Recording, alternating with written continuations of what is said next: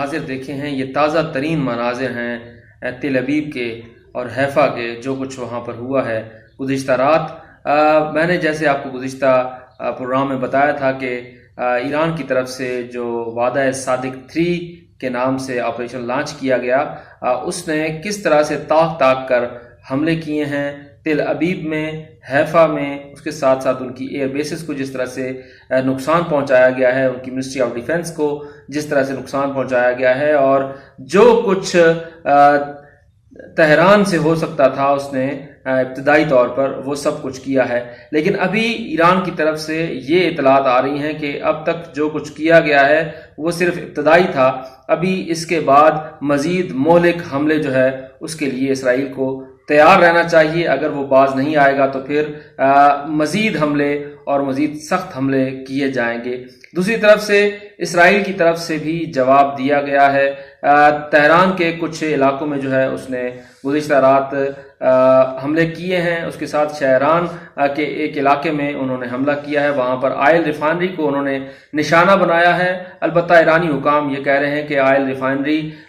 اور جو تیل کی تنصیبات پر جو نشانہ بنایا گیا ہے وہاں پر صورتحال قابو میں ہے۔ اب تک کی اطلاع کے مطابق تقریباً 80 سے 85 کے قریب شہادتیں جو ہیں وہ ایران میں ہو چکی ہیں۔ انٹرنیشنل میڈیا جو ہے وہ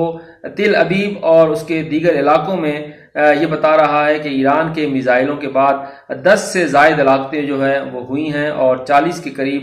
لوگ زخمی ہیں، ہاسپٹلز میں ہیں۔ یہ مختلف اعداد و شمار ہیں جو اس دو طرفہ جنگ میں اب تک سامنے آئے ہیں۔ ایک اور چیز جو اب سامنے آ رہی ہے وہ یہ ہے کہ ٹرمپ کی طرف سے یہ کہا گیا ہے، اس میں ایک تو مذاکرات کی بات کی گئی ہے اور دوسری بات تنبیہ کی گئی ہے ایران کو کہ آپ جو ہے وہ مزید حملوں سے باز رہیں، خصوصاً امریکی تنصیبات پر حملوں سے گریز کریں۔ ایسا نہ ہو کہ پھر آپ کو ایسا جواب ملے جو شاید آپ نے اس سے پہلے نہ دیکھا ہو۔ لیکن ایران کی طرف سے یہ کہا گیا ہے کہ امریکہ کی جو وضاحت ہے وہ ناکافی ہے، جو کچھ اسرائیل نے کیا ہے وہ امریکہ کی پشت پناہی کے بغیر ممکن نہیں ہے۔ اس کے علاوہ برطانیہ کے فائٹر جیٹس کی بعض گشت سنائی دے رہی ہے کہ وہ بھی دفاع کے لیے، اسرائیلی دفاع کے لیے میدان میں اتر رہے ہیں۔ اس حوالے سے بھی ایران کی طرف سے یہ وضاحت کی گئی ہے کہ اگر برطانیہ کی طرف سے اس طرح کی کوئی جسارت کی کوشش کی گئی تو پھر ہم حق بجانب ہوں گے کہ برطانیہ کے ان طیاروں کو نشانہ بنائیں یا برطانوی اہداف کو جو ہے وہ نشانہ بنایا جائے اپنے دفاع کے لیے۔ دوسری طرف حوثی جو ہیں انہوں نے میدان کھول دیا ہے اور حوثیوں کی طرف سے بھی تل ابیب پر حملے کیے گئے ہیں۔ ایران کی طرف سے گزشتہ رات مسلسل بمباری کی جاتی رہی ہے اور اس کا اب اظہار جو ہے وہ اعلیٰ سطح پر کیا جا رہا ہے۔ اسرائیلی صدر کی طرف سے ایک ٹویٹ سامنے آیا ہے اور انہوں نے یہ کہا ہے کہ اس طرح کی بھیانک صبح اس سے پہلے ہم نے نہیں دیکھی۔ ارشاد بھٹی صاحب کا نام سے کون واقف نہیں ہے؟ ارشاد بھٹی صاحب نے جو کچھ ارشاد فرمایا تھا گزشتہ روز جیو کے پروگرام میں، انہیں یہ ویڈیوز دیکھنی چاہیے۔ وہ مسلسل یہ کہہ رہے تھے کہ بس ایران کا معاملہ ختم ہو گیا۔ اسلام پسند حکومت کو جس طرح سے وہ القابات سے نواز رہے تھے اس کے بارے میں وہ یہ کہہ رہے تھے کہ اب یہ ساری چیزیں ختم ہو چکی ہیں، اب ایران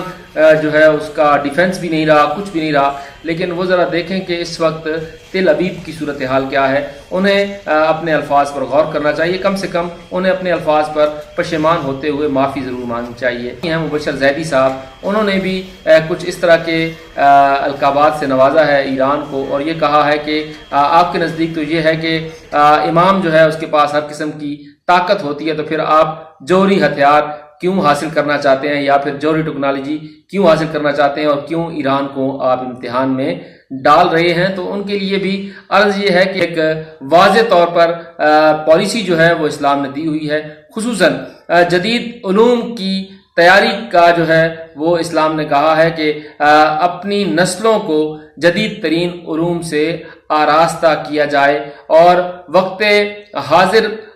کے مطابق جو ہے انہیں ایجوکیشن دیں تاکہ وہ زمانے کی دوڑ میں پیچھے نہ رہ جائیں۔ آپ کیا سمجھتے ہیں کہ آج کے دور میں جو اسلامی ممالک ہیں انہیں گھوڑوں پر سفر کرنا چاہیے، انہیں تلواروں کے ساتھ جنگیں لڑنی چاہیے، انہیں جو ہے انہی پرانے طریقوں کے ساتھ سارے کام کرنے چاہیے، موبائل کا استعمال نہیں کرنا چاہیے، ٹیکنالوجی کا استعمال نہیں کرنا چاہیے؟ وقت کے تقاضوں کے ساتھ تبدیل ہونا انسانی فطرت میں شامل ہے، اور جوہری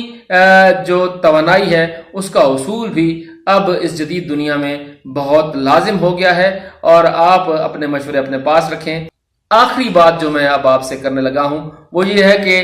طاقت کا توازن جو ہے وہ یکسر تبدیل ہو چکا ہے۔ تھانے دار بننے جا رہا تھا جنوبی ایشیا میں بھارت، لیکن پاکستان نے اسے ناکو چنے چبوائے، اور طاقتور کے طور پر ابھرنے کی کوشش کر رہا تھا اسرائیل، اور مسلسل دباؤ بڑھا رہا تھا وہ عرب ریاستوں پر، مشرق وسطیٰ پر، لیکن اس کے طاقت کا غرور جو ہے وہ خاک میں ملا دیا ہے ایرانی میزائلز نے۔ ایران کی اپنے گھر میں تیار کی گئی جو ٹیکنالوجی ہے اس نے بالکل ملیا میٹ کر دیا ہے ان تمام جدید ٹیکنالوجیز کو جس کے اوپر اترا رہا تھا امریکہ بھی، برطانیہ بھی، جرمنی، فرانس بھی، اور خود اسرائیل بھی، اور وہ یہ سمجھ رہا تھا کہ وہ ناقابل شکست ہے، لیکن اس کو بتا دیا ہے ایران کے ان میزائلوں نے کہ ابھی تو پارٹی شروع ہوئی ہے، ابھی آغاز ہم نے کیا ہے، ابھی تو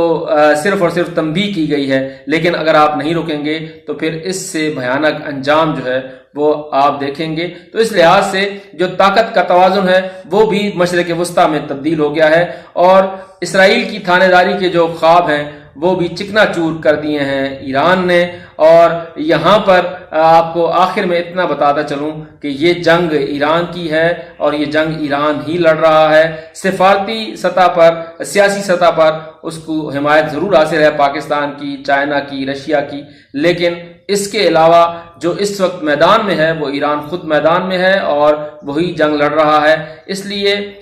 جھوٹی خبروں سے، افواہوں سے گریز کریں، اور جو سچائی ہے اس کو سامنے رکھیں، اور اسی کے مطابق بات جو ہے وہ کیا بھی کریں اور اسے پھیلایا بھی کریں۔